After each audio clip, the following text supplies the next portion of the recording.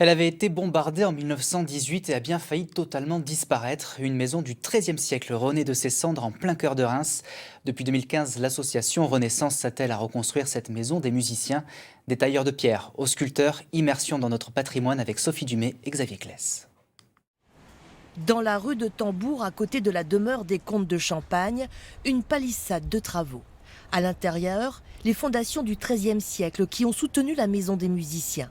Complètement dévastée en 1918, la façade de cette maison va pouvoir renaître de ses cendres grâce à des passionnés d'histoire de l'art. Un sauvetage commencé 1 an avant son péril. Les statues sont déposées par Henri Deneux en 1917 pour éviter leur disparition sur les bombardements allemands.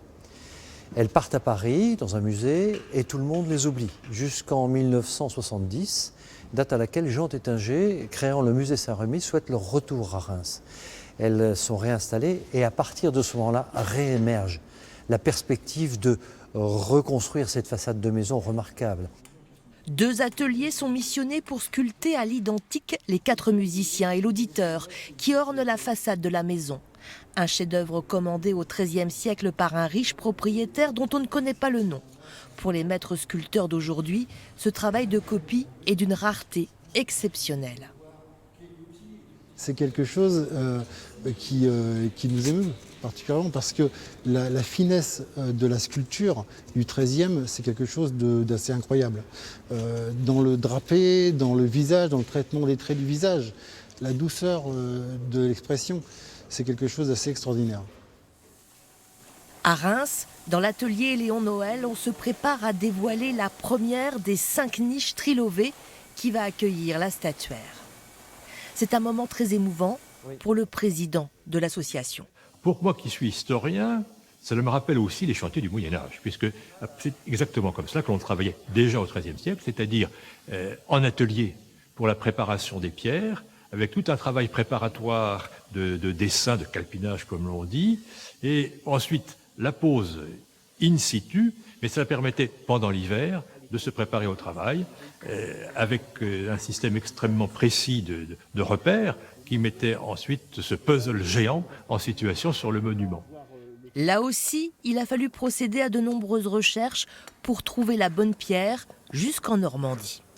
C'est plus de la pierre de Courville, les carrières sont fermées, donc on n'a plus accès aux gisements. Et on a dû rechercher des calcaires les plus proches possibles au niveau grain, coloris et qualité physique de la pierre de Courville. Et on a trouvé la pierre des Aucrets. Et cette pierre, elle correspondait au cahier des charges donné qui était celui de la pierre de Courville. Dans quelques semaines, l'atelier Bouvier en Avignon et l'atelier Tolis s'empareront des statues pour leur donner de l'épaisseur. Copie conforme des originales, les sculpteurs leur ont rendu des attributs perdus au fil des siècles. Il manquait le faucon. On avait vraiment sur la sculpture originale, on avait les griffes, les serres de l'oiseau. Donc on est parti sur cette dimension de serre pour essayer de voir un petit peu ce que pouvait représenter l'oiseau et puis aussi l'attitude qu'il pouvait avoir sur les mains. Le but, c'est de reproduire une statuaire qui a subi des dommages du temps et de refaire une statue pas neuve, pas clinquante, pas quelque chose de clinquant, quelque chose qui soit usé, qui soit passé par le temps. Quand même. Donc là, c'est toute la difficulté du sculpteur de redonner un aspect ancien à une pierre neuve. Le coût total de cette renaissance, financée pour les 2/3 par du mécénat d'entreprise ou de dons particuliers et 1/3 par les collectivités territoriales, est d'1 200 000 €. L'association espère pouvoir inaugurer la Maison des musiciens en 2021 lors des Journées européennes du patrimoine.